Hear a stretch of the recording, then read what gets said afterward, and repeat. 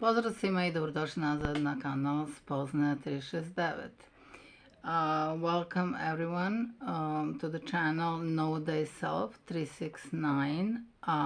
Every video has English subtitle.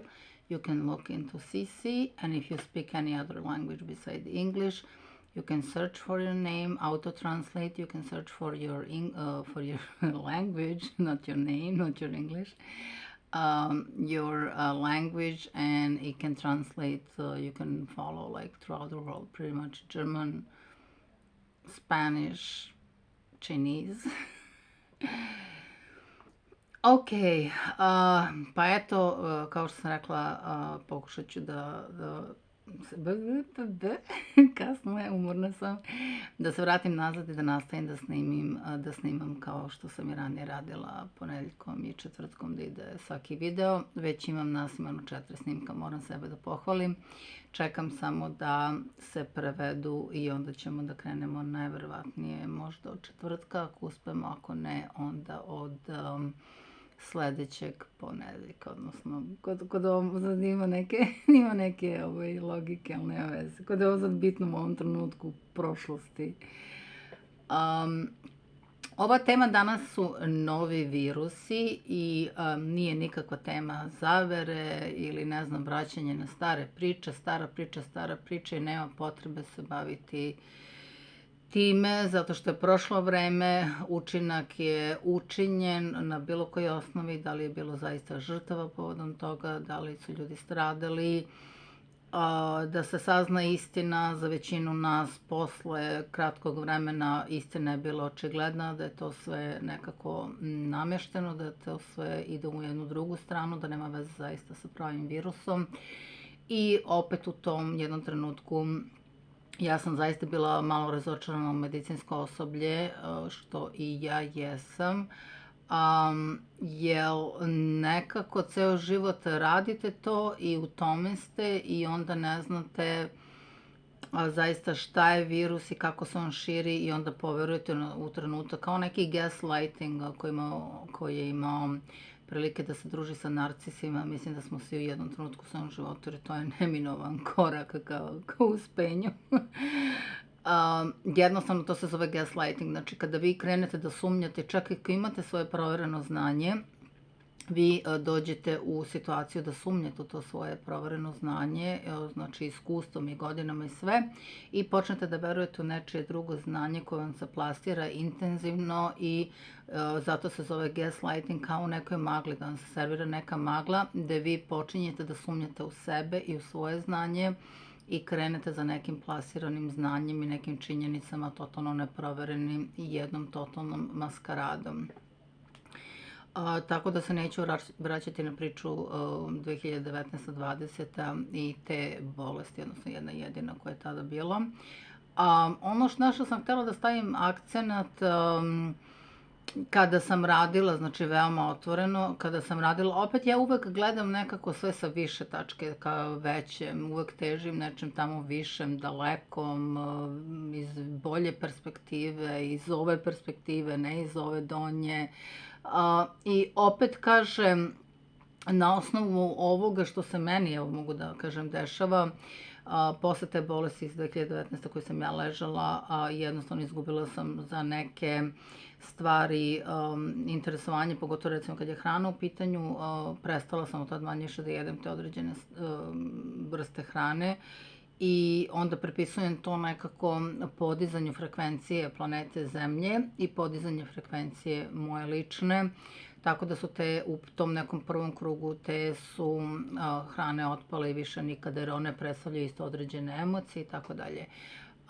Zašto ovo govorim?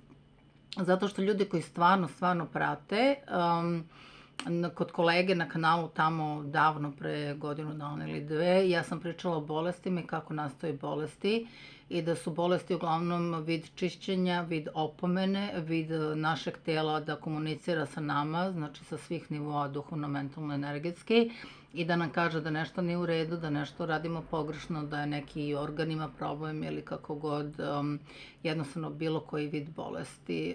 Bolest je neminovna na planeti Zemlji, jer mi smo ovde došli u jako kvarljivu materiju, Samo telo, znate da se isto, da dekadencija tela po našoj smrti, znači veoma je bukvalno, literalno crvljiva i kvarljiva materija. Tako i sa telom, telo je znači samo ta ista materija koja pripada zemlji i ostaje u tom nekom smislu ovde na zemlji. I kada sam pričala o tim bolestima, rekla sam da one nastaju strogo iz energetskog centra i nijotkuda drugačije i da se sa tog nivoa, kako bi rekla, spuštaju posao u fizički nivo gde mi vidimo kad krenemo da imamo simptome bilo koje bolesti, znači najmanje do najjačih, patoloških između ostalog, da su one, znači, da je taj energetski centar oslabio, da celo naše energetsko polje je negde ima, da leaking, da ima, kako bi rekla, da je oslabljen u jednom delu i onda se poravna sa frekvencijom bolesti i tako mi na toj jednom nivou dobijemo to. Ali ja sam krenula godinama da gledam to kao vid čišćenja, kao vid prelaza nečega, kao nečeg na čemu se radi, jer vidimo da svi ljudi koji su imali problem sa strahom 2019. i 2020. koji su potrčali, mislim, ne sudim nikome, kažem ono što je istina, koji su potrčali da zaštite sebe i druge time što su primili određene tekućine u svoje ruke. Na kraju se ispostavilo ovo do dana današnjeg, stvarno iz mog ličnog iskustva jako puno ljudi je degradiralo koji su to dobili, a da su imali već neku podlogu ili neku vrstu, kako bi rekla, bolesti. Znači samo se pojačalo, aktiviralo dosta stvari. Dobro, nećemo se baviti time. Ono što ja hoću da kažem jeste, dokle god smo ovde, mi ćemo se razboljevati na jedan način ili na drugi. Podizanjem nivoa svesti i frekvencije i radom na sebi, to se nekako proredi i zaista se proredi ukoliko, recimo, nešto nije zaostalo između ostalog i onda to mora ponovo da se prođe, da se, kako bi rekla, počisti onaj jedan deo iz nekog tog i energetskog, na primer, dela. Znači uvek sam povezala bolest strogo sa trenutkom kada ste bolesni, šta vam se dešava i tako dalje, kad je zaista počela da se razvija bilo koja, znači običan grip virus i on se razvija. I onda sam se ja u jednom tom trenutku pohvalila kako ja, ne znam, 20 godina nisam spustila onaj common flu ili influenzu na sebe, zato što to sam prevazišla, kao to polje je očišćeno, znači nema. I bila sam među hiljade i hiljade ljudi koji su imali, i baš je bio jedne godine, mislim 2014. težak oblik tog virusnog gripa, flu, i ja sam rekla, znači kada ste vi u dobroj formi, kada je vaš imunni sistem, kada ste vi jaki, kada je vaš imunni sistem jak, vi ne možete nikada da obolite od toga. Ja sam bila živi primer da jednostavno kada u radu sa ljudima, znači tonu ljudi koji je obolelo te sezone, nemoguće je zaštititi se od toga. Zašto ovo sad hoću da kažem jeste samo da se shvati osnova kako to radi. Neće više biti nikakvih virusa, to je očigledno, bar meni je očigledno i mislim da ne, da će se ponovo posle godinu ili dve ili par meseci pustiti neki novi ubojiti šta god, ali mislim da i dalje će se nastaviti možda u nekoj drugoj formi, na drugi način, to više nije interesantno, to je prošlo, radilo je svoje. Hoću da kažem, znači, da li se zaista čovek može zaštititi na tom jednom nivou prenošenjem tih, kako bi rekla, airborne, jeste, znači, distanca i jeste, ne znam, sve te maske i rukavice, iako one nisu štitile konkretno od toga što je bilo 2019. ali su proredili dodire, pranje ruku, znači, bili smo svi ko ludi sa time. I hoću da kažem da možda na osnovu toga, pošto je nemoguće, dokle god smo mi ovde, dokle god mi postojimo, dotle će postojati i virusi. Znači, nemoguće, čovek crtica virus, to je neraskidiva osnova tu. Znači, uvek će biti neke vrste neki i oni, kao što znate, s tim vakcinama, ako spreče jedan, ne mogu drugi, treći, znači trebali bi da primimo 1000 vakcina da bi se sprečili od svih tih 1000 virusa, a onda uvek ima neki novi, znači on promeni, isto mutira, promeni svoj sastav. Tako da šta se ovde desilo, ja sam se pohvalila kako ja to super, nisam 20 godina spustila ni jedan taj grip kao zadnji put sam ga imala u Čikagu, pa tačno tako negde. Čak i u Srbiji kad sam bila bolesna, kad sam radila energetsko čišćenje, nisam bila bolesna od gripa, više je bilo to neke druge vrste, ne znam, ne mogu da objasnim, ali nije bio grip, nije bila temperatura, nisu bile groznice, nisu bile te common things, poznate stvari koje prate grip. I šta se sada desilo? Najverovatnije, pošto ja uvek to nešto čemu negde težim i sve, i ja imam inače problem posle natala, imam u prinatalu, znači decembar je za mene, novembar, decembar su periodi kada je, znači za sve nas kad smo se rodili, je prinatal koji baš nije izgledao sjajno i posle toga u januaru imam posle rođenja isto period koji nije bio sjajan i onda sam shvatila već da ponavljam ciklično svakog januara, pogotovo negde 15. da meni mora da se desi neka glupost i od toga sam se dosta dovoljno očistila do evo ovog januara, kada sam najverovatnije, pretpostavljam da je negde preostalo u nekim mrvicama dubinski negde i da je to opet izašlo kroz neki taj, eto, grip. I taman kako sam se ja pohvalila da 20 godina nisam sprovela na fizički nivo taj grip.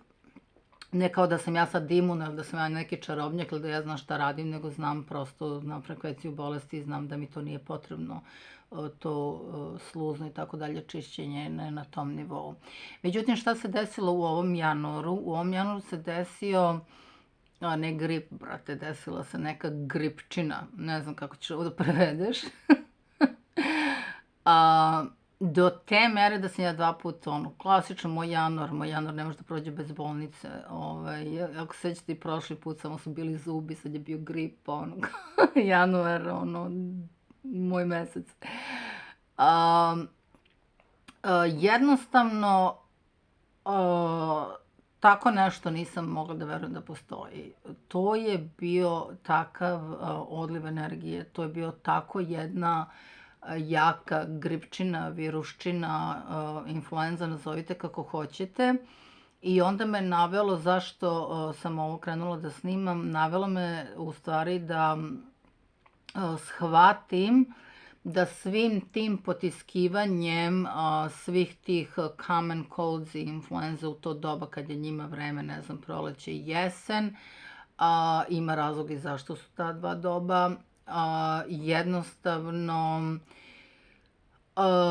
oni su toliko dobro i jako mutirali da su se pretvorili u neki Godzilla virus. Ono je obaralo, sad ne znam, vidim kao i u Evropi je bilo i ovde su bili bolesni ljudi. Mene konkretno je totalno oborilo sa nogu, da prosto nisam mogla. Znači, kad sam zadnji put imala u Čikagu, to je bilo dan, jedan možda, ne znam, maksimum 2.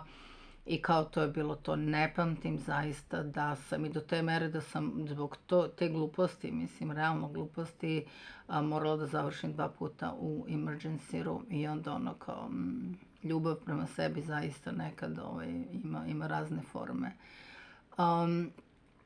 I u emergency roomu mogu da postavim posle, ako može se postavi slika, YouTube ne može, mogu sa telefona da pokažem. I u emergency room kako dolazim, tako stoji ikona pravoslavna Isusa Hrista i ono kao welcome home, kao tu sam trebala da dođem. Manje više, pošto je simbolika meni jako bitna i dosta zastupljena u mom životu.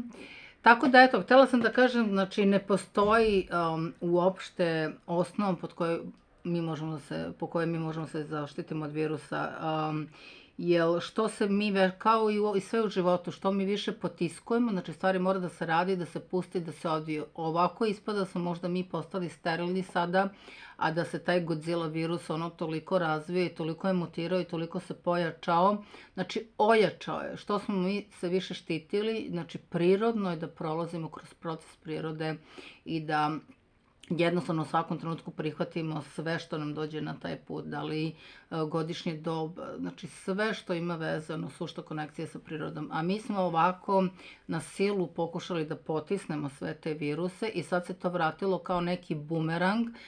Baš sam i sa kolegom danas smo snimali, isto pričala i on kao vam, ko mi se nešto nije desilo, ne pamtim. Zato pogotovo ako se dosta energetski čisti, onda vas taj Godzilla virus tu negde s nekog nivoa, kako bi rekla, dočeka, onda je to, mislim, mnogo, mnogo jači efekat nego da nije bilo 2019. i da nije bilo 2020. da je sve išlo svojim tokom, da se mi toliko sterilno nismo maskirali, ne znam, i rukavicama i udaljivali jedan od drugih. Sad je to toliko dobro sazrelo i toliko dobro ojačalo, ali da je to sad priroda uradila, znači ovo nije bilo ništa, kako bi rekla, laboratorijski izvedeno, ovo je bila jedna savršena mutacija, da je meni prosto bilo ono nemoguće kako je to čudo moglo toliko da mutira. Zato je naslov novi virus i virus da postoji mora i bit će dokle je čoveka na planeti Zemlji i nema šta da se plašite. Jedan dođe, drugi ode i što manje ste u toj priči, manje će oni mutirati i što ih manje mi potiskujemo, to će oni ići neki svojim tokom. Jednostavno onda postoji mora. To je tako isto spona jedna koja je kao i sve ostalo. Znači dokle smo mi tu, dokle je tela, dotle će biti između ostalog i virusa. Znači to je nemoguća misija da se tako nešto promeni. Tako da i taj 2019. najvjerojatnije smo trebali tako da ga prihvatimo, da je u redu, da je normalno, ajde da ga prođemo i da steknemo mi prirodan imunitet na to. Ovako je ispalo da je virus ojačao, mi smo oslabili svoj imunitet na sve te gluposti koje vrebaju.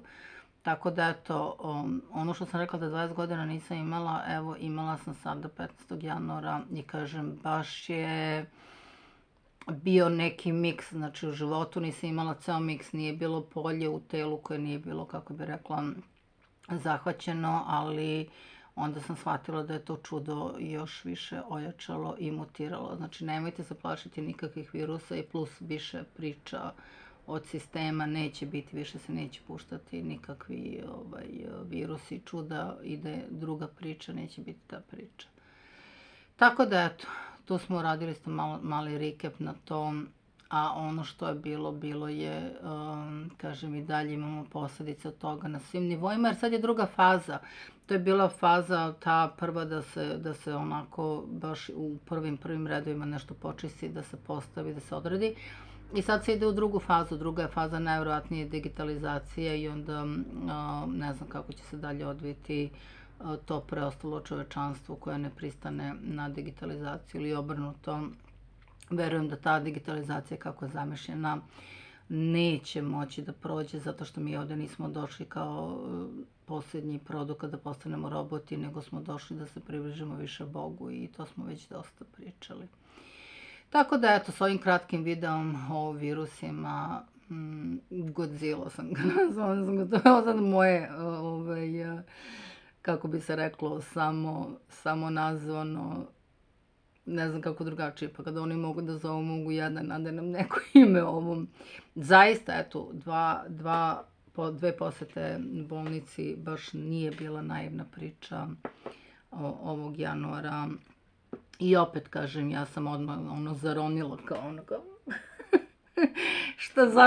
šta će mi ovo, kojim delu sam sebe, odakle ovo izašlo, šta još nisam očistila tog 15. januara, opet 15. januara, welcome back, Saturn, i već je krenula igranka, ali ja, kao što kažem, ja iz tih svojih igranki izađem tako kako izađem, prihvatanjem i rešavanjem u trenutku, zašto mi to, jednostavno, kažem, shvatam bolest kao opomenu da nešto ne radim dobro i tako sam se i postavila. I evo me.